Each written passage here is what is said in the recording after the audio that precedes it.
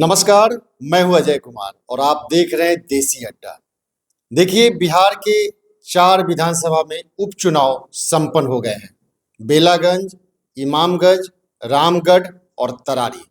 चुनाव के बाद इन चारों विधानसभाओं का क्या समीकरण होगा, कौन जीत रहा है और कौन हार रहा है, इन सभी विषयों पर आज हम चर्चा करेंगे द देसी अड्डा के वरिष्ठ संपादक राकेश तिवारी से। तो आइए जानते हैं पूरा समीकरण इस 4 विधानसभा उपचुनाव का।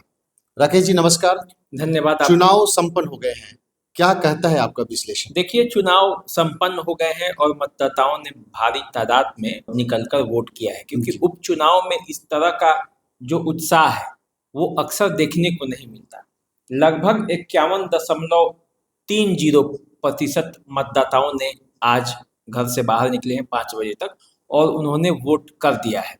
सबसे ज्यादा वोटिंग बेलागंज में हुई है। उसके बाद आप देखिएगा कि बेलागंज में 53.4% वोटिंग हुआ है। तरारी में 50.10% हुआ है। इमामगंज में 49.72% और रामगढ़ में 52.40%। देखिए, इस तरह के मतदान के कई मायने हैं। मायने इसलिए है कि 1 साल का ही चुनाव है, लेकिन लोगों की दिलचस्पी अपने विधायक को चुनने में कम नहीं है। और इसका मतलब ये है कि चारों सीटों पर कांटे का मुकाबला है। मुकाबला इतना जबरदस्त है कि आप इसे जो सत्ता का सेमीफाइनल कहा जा रहा है, 25 के चुनाव का जो विधानसभा चुनाव है उसका रिहर्सल है एक तरीके से। दशा और दिशा दोनों तय होने वाला है कि 25 में क्या होगा। 25 में विधानसभा चुनाव जो होगा उसमें किस पार्टी के प्रति मतदाताओं का रुख क्या रहने वाला है, ये चुनाव तय करने वाला है। तो इसीलिए इतनी दिलचस्प लड़ाई है। और दिलचस्प लड़ाई के बीच जो है 38 कैंडिडेट हैं 4 क्षेत्रों में, 4 विधायक को चुनने के लिए। तो इन 38 प्रत्याशियों के बीच मुकाबला बड़ा जबरदस्त है। कई जगह पे तरारी हिंसक झड़प भी हुआ है और रामगढ़ में एक जगह शराब बरामद हुआ है। हाँ, तो ये घटना है। इसके अलावे सभी जगह मतदान हुए हैं। जी राकेश जी, हम बात करेंगे बेलागंज में सबसे ज्यादा मतदान हुआ है और बेलागंज में सभी बड़े नेताओं का जो है काफी वहाँ पे दौरा रहा है। तो हम बात करते हैं सबसे पहले बेलागंज की, कि बेलागंज का क्या मिजाज रहा? देखिए, बेलागंज में लड़ाई टसम टस है और लड़ाई आज से टसम टस नहीं है। टसम टस तब से है जब से चुनाव की घोषणा हुई और प्रत्याशी चुनाव मैदान में उतरे। सुरेंद्र यादव के पुत्र विश्वनाथ यादव को यहाँ से आरजेडी ने प्रत्याशी बनाया। सुरेंद्र यादव यहाँ से 7 बार के विधायक हैं, अभी जहानाबाद के सांसद हैं। उनके बेटे विश्वनाथ यादव को जब टिकट मिला तो आरजेडी के कार्यकर्ताओं में भी नाराजगी है, जनता में भी नाराजगी है कि एक तरह से केवल वही रिपीटेशन परिवारवाद। हाँ, दूसरा मनोरमा देवी जनता दल यूनाइटेड से है, यहाँ पे बिंदी यादव की पत्नी है, उनके बेटे रॉकी यादव पूरा उनका चुनाव प्रचार का कमान संभाल रहे हैं। तीसरा जो यहाँ ट्रम्प कार्ड है वो प्रशांत किशोर का ट्रम्प कार्ड है। उन्होंने यहाँ से अमजद मुखिया को चुनावी मैदान में उतारा है। अमजद मुखिया पहले भी चुनाव लड़ चुके हैं। तो ये 3 प्रत्याशियों के बीच ही यहाँ लड़ाई थी शुरू में। मतदान तक आते आते फिजा बदला है, क्योंकि जो गुस्सा आरजेडी के प्रति लोगों में था उस गुस्से में कमी आई है। यहाँ माई समीकरण की परीक्षा है, अभी भी है, उसके बारे में मैं आपको बताऊंगा। लेकिन माई समीकरण यहाँ से दरकती हुई दिखाई दी और इसका नतीजा ये हुआ कि आरजेडी के जो है वो पसीने छूटने लगे। अंतिम दिन लालू प्रसाद यादव को भी यहाँ आना पड़ा। शहाबुद्दीन के बेटे ओसामा साहब को यहाँ चुनावी मैदान में उतारना पड़ा। पहली बार ओसामा साहब भाषण भी दिए यहाँ पे और मुसलमानों को ये बताए भी कि यदि कोई गलती इनसे हो गई है तो माफ किया जाए। बीच से लेकिन आवाज भी आया कि माफी के काबिल नहीं है। तो पूरा मामला जो है वो ये था। आज जब मतदान शुरू हुआ तो कई मुस्लिम इलाकों में जो प्रतिनिधि हैं, पत्रकार हैं, वो जब जाकर पूछ रहे थे तो मैं सुन रहा था। विकास और शिक्षा जी, इस पर इन पर लोगों का फोकस था, मुस्लिम मतदाताओं का जो आवाज आ रहा था, और कह रहे थे कि 34-35 सालों में तो कुछ विकास हुआ नहीं, अब हमें अपने बच्चों के विकास के लिए वोट करना है। तो यदि ये वोटिंग विकास पर जा रहा है मैसेज क्लियर है। और 34-35 सालों में नहीं हुआ, जी, तो इसका मतलब ये है कि अमजद मुखिया के पक्ष में मुस्लिम मतदाता हैं। ये जो कहा जा रहा था कि पूरी तरह से अंतिम चुनाव आते आते सारे लोग राजद में हो जाएंगे, वैसा नहीं होता दिखा। हुआ दिख नहीं रहा है। क्योंकि ऐसा नहीं है कि आरजेडी के साथ मुस्लिम मतदाता वहां के नहीं हैं, उनका भी बयान आ रहा है, लेकिन ये अंदर अंदर जो है वो एक अंडर करंट है। और बातें यहाँ तक भी हो रही है कि कुछ वोट जो है वो मनोरमा देवी के भी पक्ष में गया है। तो कुल मिलाकर यदि देखा जा रहा है, जो मतदाताओं का रुख सामने आया है और वहां के लोगों से जो बातचीत हो रही है, उसके हिसाब से मुस्लिमों के मतों में बंटवारा तो हो, सेंध लगी है उसमें। एक जगह नहीं है। जी, सेंध लगी। ये तय मानिए कि कोई गुलबंदी वैसी नहीं हुई कि न तो सिर्फ अमजद मुखिया के पक्ष में हो गया और न सिर्फ सुरेंद्र यादव के पक्ष में हो गया, तो मुस्लिम मतों में बंटवारा हुआ है, ये एकदम है। जी, हाँ, यादव मतों में जितनी बंटवारा होनी थी, जितनी गोलबंदी की बात हो रही थी कि एक तरफ या तो गोलबंद हो जाएंगे या बंटवारा होगा, क्योंकि मनोरमा देवी भी यादव ही है, जी, बिंदी यादव की पत्नी है, रॉकी यादव लगे हुए हैं, लेकिन यादव मतों का जो ध्रुवीकरण है वो सुरेंद्र यादव के पक्ष में ज्यादा दिखा। तो लेकिन फिर भी मनोरमा देवी के पक्ष में कुछ यादव मत गया है। तो एनडीए के जो वोटर हैं, वो वोटर जो हैं वो लगे हुए हैं मनोरमा देवी के साथ। तो अब यहाँ लड़ाई अभी भी फंसी हुई है, त्रिकोणीय है, और लड़ाई जो है वो क्लियर नहीं कहा जा सकता। देखिए, अमजद मुखिया जितना ज्यादा वोट काटेंगे उतना ही वो सुरेंद्र यादव को नुकसान पहुंचाएंगे। तो इशारे इशारे में बातें हो रही हैं और कई लोग खुलकर भी बोल रहे हैं। तो पूरा माजरा यही है कि जो गोलबंदी होनी चाहिए थी वो नहीं और हुई। जो दावा किया जा रहा था सुरेंद्र यादव के तरफ से, वो गोलबंदी हुई नहीं है, उसमें उतनी गोलबंदी नहीं हुई। हालांकि ये प्रयास नहीं होता तो शायद और स्थिति खराब हो सकती थी। बिल्कुल। तो देखना ये है कि टूटते टूटते भी क्या सुरेंद्र यादव के बेटे विश्वनाथ यादव के वोटर टूट गए हैं या फिर जुट गए हैं, ये देखना है, और इसके लिए ही अभी आपको थोड़ा चलिए, ये इंतजार तो ही करना पड़ेगा वो जनता। बेलागंज की बात हो गई। हम बात करते हैं बेलागंज के बाद जो सबसे ज्यादा वोट आया वो रामगढ़ में आया है 52.90%। तो रामगढ़ का क्या समीकरण बनता है? देखिए, रामगढ़ में शुरुआती दौर में चतुष्कोणीय मुकाबला था। जी। वहां आरजेडी के प्रत्याशी जगदानंद सिंह के बेटे अजीत सिंह, जो बीजेपी के प्रत्याशी हैं अशोक सिंह, जन सुराज के जो प्रत्याशी हैं सुशील कुशवाहा, और बीएसपी के जो प्रत्याशी हैं सतीश यादव उर्फ पिंटू यादव के बीच मुकाबला था। जी, अब देखिए, रामगढ़ एक ऐसा सीट है जो जगदानंद सिंह के का सीट है। कहा जाता है कि रामगढ़ और जगदानंद सिंह दोनों एक दूसरे के लिए बने हुए हैं। चलती वहां जगदानंद सिंह की चलती है, वो चाहते हैं तो लोग जीतता है, चाहते हैं तो लोग हार जाता है। लेकिन वैसी सीट पर इस बार मतदाता उनसे नाराज थे। नाराज इसलिए थे क्योंकि उनको लगता था कि अपने रहे विधायक, उसके बाद अपने एक बेटे को विधायक बनाए, जब वो सांसद बन गए तो फिर दूसरे बेटे को भी ला दिए।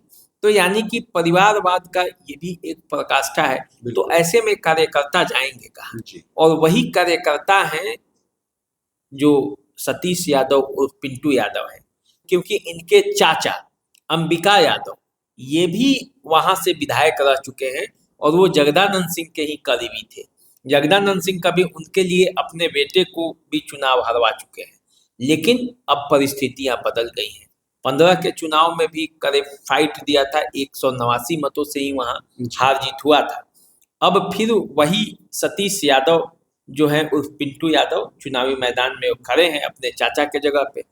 तो यादव मतों की गोलबंदी उनके पक्ष में हुई है और यही आरजेडी के लिए नुकसान की बात है। हालांकि राजपूत समुदाय जो कि टूट रहा था पूरी तरह उनसे, वो अंत समय में गोलबंद हुआ है और गोलबंद होकर वो गया है, लेकिन कितनी गोलबंदी हुई है ये देखना अभी बाकी है, क्योंकि वहां अशोक सिंह की भी स्थिति आपको ठीक ठाक है।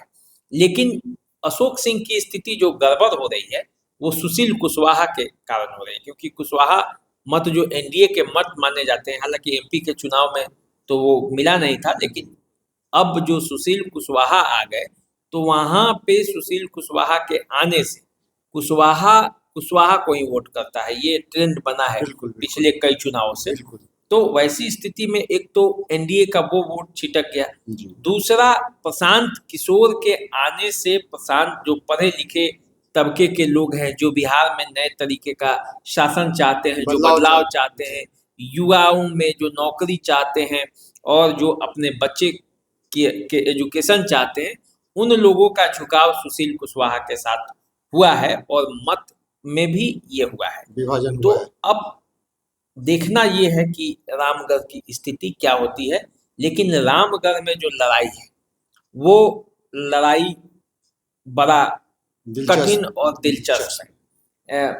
वहां बीएसपी के उम्मीदवार अभी सब पर भारी पड़ रहे हैं, लेकिन बीएसपी के उम्मीदवार जीतेंगे ये या हारेंगे ये निर्भर करेगा राजपूत मतों पर, क्योंकि राजपूत मत यदि अशोक सिंह के पक्ष में गोलबंद हो गए होंगे अंतिम समय में तो बीजेपी वहां से जीत सकती है, यदि नहीं हुए होंगे तो फिर वहां से स्थिति बीएसपी की भी अच्छी हो सकती है और या अजीत सिंह भी चुनावी बाजी मार सकते हैं। लेकिन वही है कि लड़ाई कांटे की है और दिलचस्प है।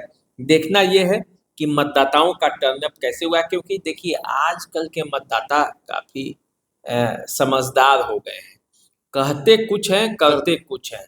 वोट देना किसी को होता है, माइक पर कुछ बोलते हैं, अंदर जाके वो कुछ करते हैं। उनका एक स्ट्रेटजी है, वो बोलते हैं कि हाँ विकास हुआ है, हाँ खूब विकास हुआ है, लेकिन असल में वो विकास के लिए वो एक उनका व्यंग होता है। विकास हुआ है तो हाँ हुआ है, तो किसको देंगे, तो जिसको देना है वो देंगे, जो विकास किया है उसको दे देंगे। अब समझते रहिए कि कौन सोशल मीडिया का जमाना है, सारा आकलन करते रहते हैं, आकलन करते रहिए। तो ये स्थिति है, कुल मिलाकर रामगढ़ भी फंसा हुआ है। 2 सीट जो है वो रामगढ़ और बेलागंज, ये दोनों कांटे का संघर्ष है। राजद का इज्जत जो है यहाँ पे दोनों सीटों पर दाव पर लगा है, क्योंकि एक जगह तो प्रदेश अध्यक्ष के ही बेटे हैं और दूसरे जगह दबंग और सुरेंद्र यादव जो जहानाबाद के सांसद हैं उनके बेटे हैं। एक राजद का, दोनों कहा जाए तो राजद का गढ़ है, किला है, उस किले में से कोई भी सेंधमारी होती है तो समझिए कि आरजेडी के लिए अच्छा संदेश नहीं जाने वाला है। तरारी भी एक बड़ा दिलचस्प सीट है और यहाँ भी लगभग 50.10 मतलब 50.10 के आसपास वोट डाले गए हैं।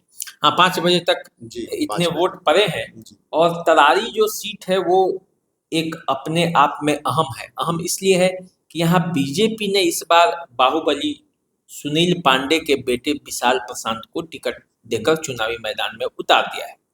माले यहाँ से राजू यादव को चुनावी मैदान में उतारा है और इन्हीं दोनों के बीच में संघर्ष है।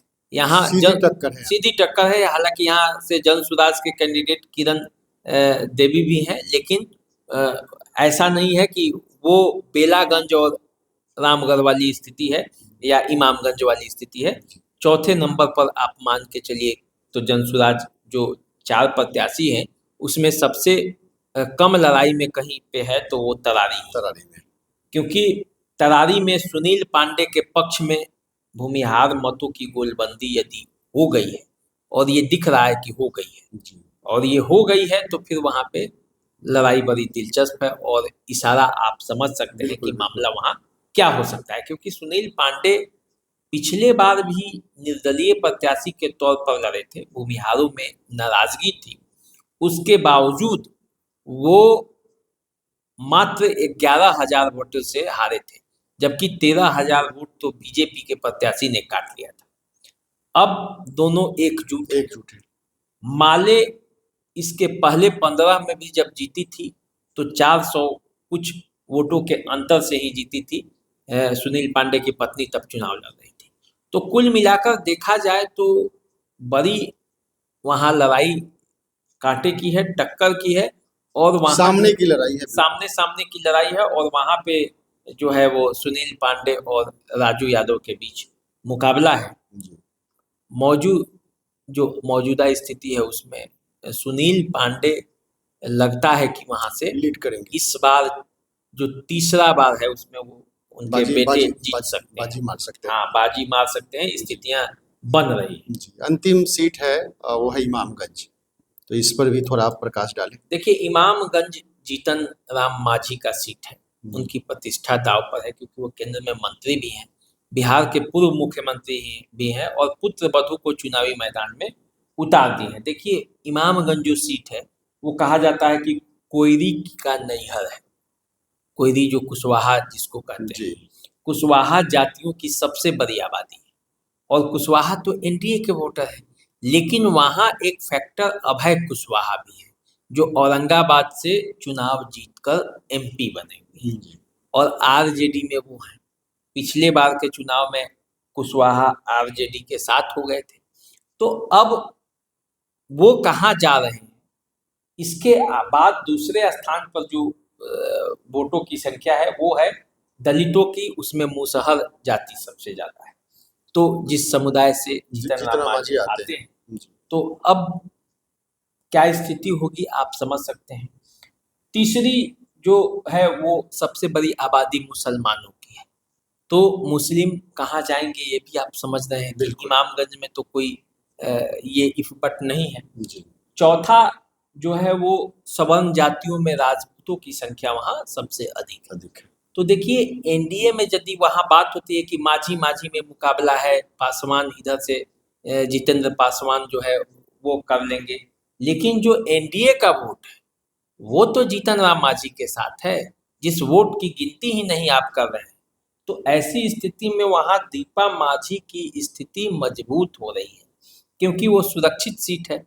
आरजेडी ने यहाँ से रोशन मांझी को चुनावी मैदान में उतारा है, दीपा मांझी हम की प्रत्याशी हैं एनडीए की, और जितेंद्र पासवान जो है वो वहाँ से जनसुराज के कैंडिडेट है। तो इन तीनों के बीच मुकाबला है, और इस मुकाबले में जितेंद्र पासवान भी बने हुए हैं, लेकिन स्थिति यहाँ से दीपा मांझी की अच्छी लगती है। जिस तरह से मतदाताओं ने वोटिंग किया है, उसका जो वोटिंग का पैटर्न है, और जिस तरह से बूथ मैनेजमेंट में भी सफलता हासिल की है दीपा मांझी ने, तो उस स्थिति में लगता है कि इमामगंज की सीट जो है वो बच जाएगी, वो रह जाएगी एनडीए के पास। तो एनडीए इमामगंज और तरारी इन दो सीटों पर मजबूत दिखती है। बाकी के दो सीटों पर परिणाम क्या होगा ये कहा नहीं जा सकता है। देखिए, बेलागंज में सुरेंद्र यादव पुराने खिलाड़ी हैं, पुराने वोटर हैं, वो कहते हैं कि ढहते ढहते भी कितना भी ढहे तो पुराने लोग रुक जाते हैं, बच जाते हैं। तो वो स्थिति है। अब देखना है कि वो कितना रोक पाते हैं। यदि रोक पाए तो फिर वहाँ स्थिति आरजेडी का मजबूत हो जाएगा। वही हाल रामगढ़ में है। रामगढ़ में अजीत सिंह चुनाव नहीं लड़ रहे हैं बल्कि जगदानंद सिंह चुनाव लड़ रहे हैं, और उन्हीं का साख दाव पर लगा है, सुधाकर सिंह का साख दाव पर लगा है। तो अब देखना ये है कि क्या होता है। वैसे मतदाताओं का रुझान जो है वो ऐसा है कि सबके पसीने अभी भी छूट रहे हैं। हालांकि कहने के लिए तो सब कहते हैं कि परिस्थिति हमारे पक्ष में है, हमारे पक्ष में है, लेकिन स्थिति अभी भी वैसे ही है जो मुकाबला अभी फंसा हुआ है दो जगह पर, तो खास करके रामगढ़ और बेलागंज। देखिए, चारों सीटों पे जनता ने अपना फैसला सुना दिया है और उनके मत जो है मत पेटी के अंदर बंद हो चुके हैं। अब नेता जो हैं अपना गुना भाग कर रहे हैं और सभी अपने अपने जीत के भी दावे कर रहे हैं, लेकिन अंतिम फैसला मतगणना के बाद ही होगा। तो आप इंतजार कीजिए और हम दोनों आदमी का नमस्कार देसी अड्डा की तरफ से स्वीकार कीजिए। देसी अड्डा को आप लाइक करना सब्सक्राइब करना मत भूलिए और हमें दीजिए इजाज़त। फिर एक बार नई चर्चा के साथ हम आपके बीच उपस्थित होंगे। नमस्कार। नमस्कार।